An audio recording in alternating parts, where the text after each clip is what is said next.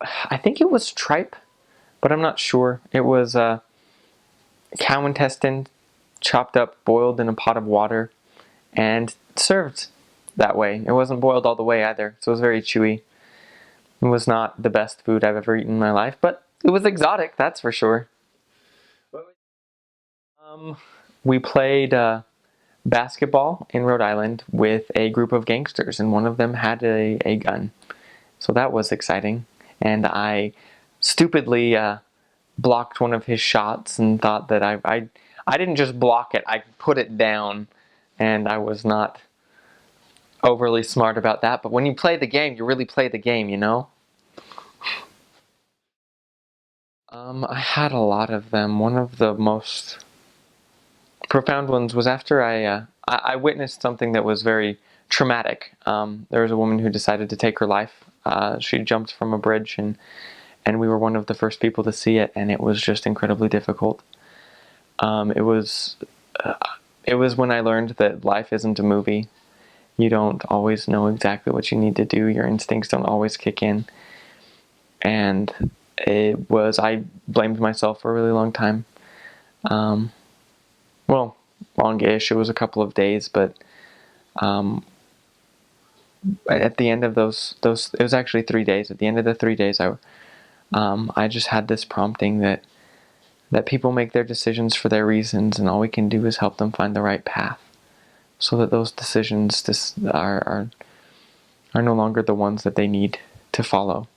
Those paths aren't the ones that they need to follow, and it was very helpful to know that God is aware of me, but God is also aware of all of His children and their choices, and He loves them regardless of what they do.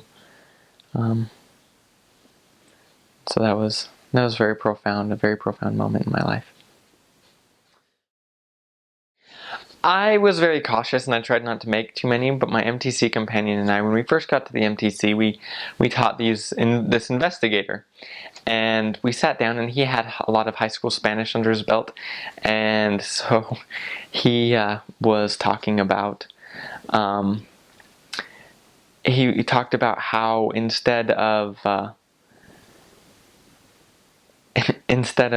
being saved, we instead were all going to die because of Jesus Christ's sacrifice. So we were all going to burn and die because of Jesus Christ's sacrifice, and I caught that, and I was like, Elder, I don't think that's right. I don't think that's what we're trying to teach here. He's like, what am I saying? I was like, well, no, I don't think we're all going to die because of Jesus Christ's sacrifice. He was like, wait, that's what I said? I was like, I think so. And he looked at it. He's like, he changed the word, and he's like, this is what's going to happen. They're like, okay. All right, I get it now. And we're like, whew, that was close. But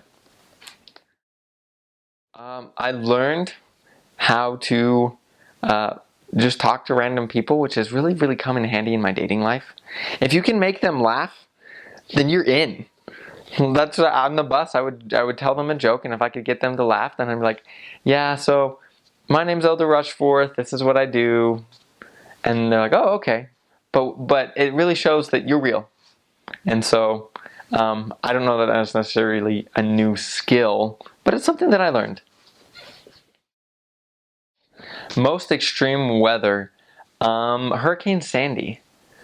We were out there and we all hunkered down for 3 days while that hurricane happened. And so we were inside for 3 days with 6 other missionaries, and that was really, it was an adventure, but there was a lot of rain, the ocean was getting really high, so we actually were pulled off island for that, but Hurricane Sandy was probably the big one. It's okay to miss the mission, but don't live in it. The mission was a great experience, and it's something that you should treasure for the rest of your life. But when you get off that plane, you have a whole life in front of you. And move forward, don't live in the past.